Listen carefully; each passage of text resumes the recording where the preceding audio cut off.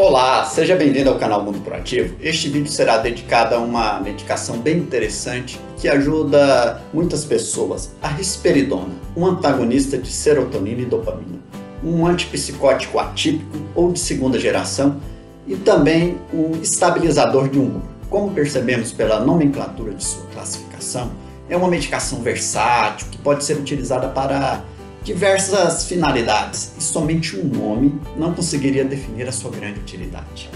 Mas antes de iniciarmos o vídeo, gostaria de falar sobre o objetivo do canal, que é informação com qualidade sobre saúde, principalmente saúde mental, e se esse assunto é do seu interesse, peça sua inscrição no canal. Caso o vídeo seja útil para você, marque um gostei, isso aumenta o alcance do vídeo para um maior número de pessoas e dessa forma você também estará contribuindo com o seu próximo. Ações altruístas, como ajudar o próximo, contribuem muito para a sua felicidade. Vamos ao vídeo?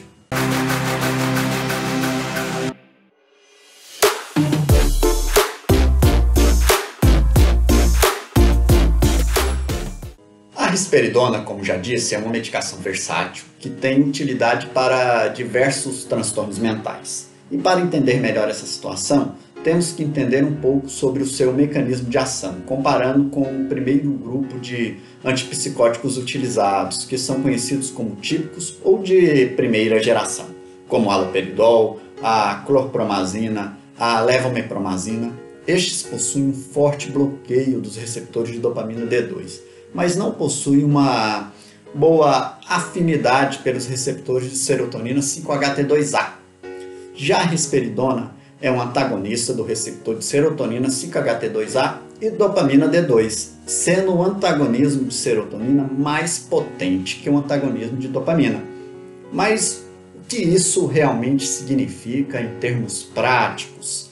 Essa maior afinidade pelos receptores de serotonina 5-HT2A confere uma menor incidência, uma menor frequência de efeitos colaterais extrapiramidais. Um conjunto de sintomas motores desagradáveis, que podem incluir tremores, aumento do tônus muscular, dentre outros, que dependendo da situação podem ser graves.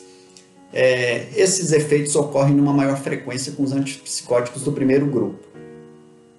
E esse antagonismo serotonérgico também está implicado numa possível melhora cognitiva e afetiva, o que é muito importante, pois sabemos que o nível de funcionamento para trabalho, para as relações com outras pessoas a longo prazo são mais afetadas por essas questões do que os sintomas positivos, como delírios e alucinações.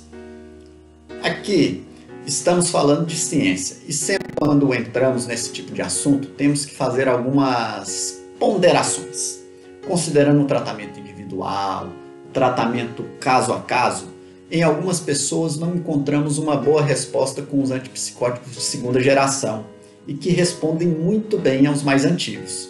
Portanto, nem sempre vemos essa possível superioridade dos medicamentos mais novos. Mas agora, voltando ao assunto, com essa possível melhora cognitiva e de humor, essa classe de antipsicóticos atípicos hoje em dia é mais utilizada como um estabilizador de humor do que para a psicose em si. Utiliza-se os antipsicóticos atípicos nas diversas fases do transtorno afetivo bipolar, em casos de episódios depressivos que não respondem a diversas tentativas com antidepressivos, em alguns transtornos de ansiedade mais graves, em alguns quadros de transtorno obsessivo-compulsivo, em quadros de irritabilidade associada ao autismo, em quadros associados a problemas com o controle de impulsos. Enfim, uma classe de medicamentos que, além de sua indicação original, os transtornos psicóticos, tem sua utilidade estendida para diversos outros quadros. Até aqui falei da classe dos antagonistas de serotonina e dopamina como um todo. Um pequeno resumo que não tem a pretensão de esgotar as suas possibilidades de uso e seus possíveis mecanismos de ação. Mas para situar a importância desses medicamentos hoje no tratamento dos diversos transtornos mentais. A partir de agora focaremos mais precisamente na risperidona. Ela tem o seu uso aprovado para esquizofrenia e outros transtornos psicóticos. Também é utilizada no transtorno afetivo bipolar, na irritabilidade associada ao autismo em crianças. Pode ser utilizada para ajudar em alguns problemas comportamentais, principalmente ligados ao baixo controle de impulsos. Nesse ponto, temos que deixar bem claro que não melhora em caso de violência premeditada, aquela violência que foi pensada, racionalizada. Ela pode ajudar se esta for associada mais ao baixo controle de impulsos. Ela bloqueia os receptores de dopamina D2 e reduz sintomas como alucinações, delírios, estabiliza o humor, ajuda no controle de impulsos, agressividade. Bloqueando os receptores 5-HT2A, ela permite um aumento da dopamina em algumas vias dopaminérgicas, como a nigroestriatal, diminuindo a incidência de efeitos colaterais extrapiramidais em relação aí aos antipsicóticos típicos. Mas isso está relacionado à dosagem do medicamento.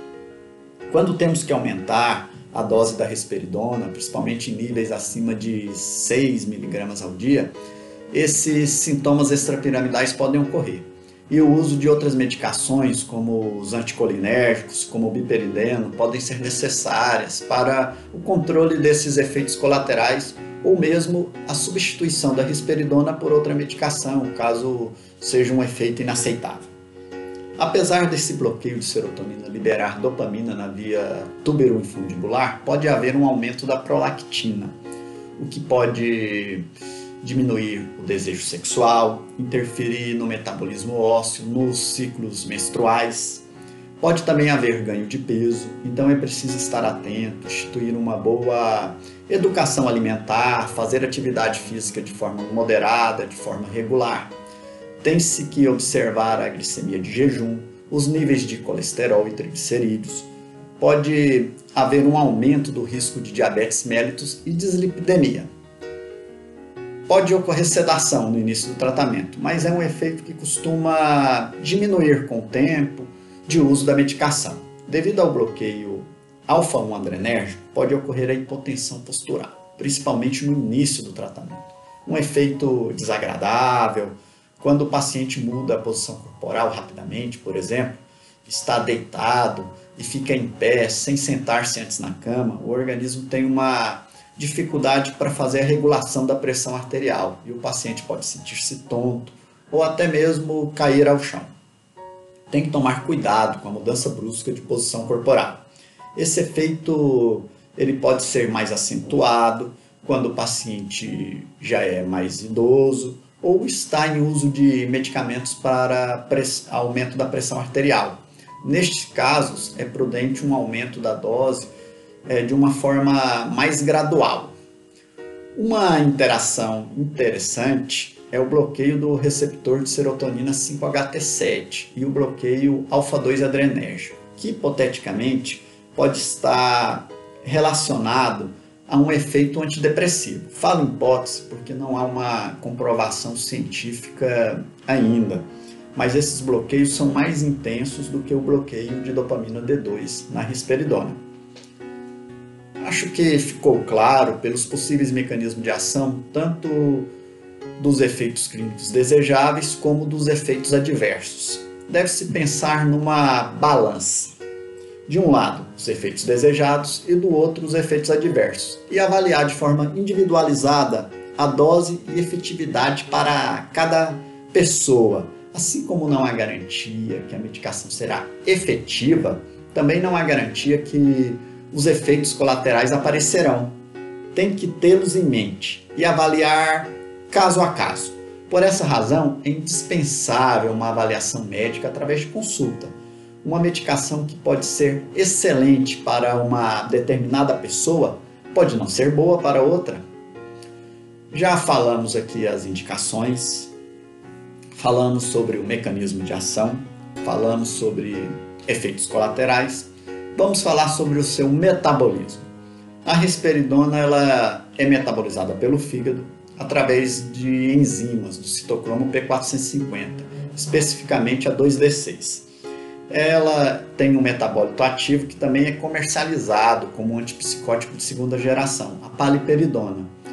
Um ponto importante é frisar que, apesar de ser seu metabólito, são medicamentos diferentes. Em relação à sua eliminação do organismo, a risperidona é excretada principalmente pelos rins. Deve-se, portanto, ter cuidado ao administrar essa droga em pacientes com insuficiência renal ou hepática, de leve a moderada. Doses menores e um aumento mais gradual é a conduta mais prudente nesses casos. Pode haver interações medicamentosas. Em pacientes que fazem uso de antidepressivos é interessante aferir a pressão arterial, pois pode haver um aumento do efeito antihipertensivo.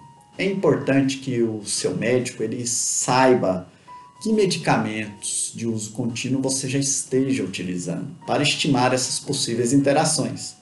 Em relação à gestação, não se tem estudos controlados. Sabe-se que quando usada no terceiro trimestre, pode aumentar o risco de sintomas extrapiramidais no recém-nascido, dificuldade para alimentação, alteração do sono.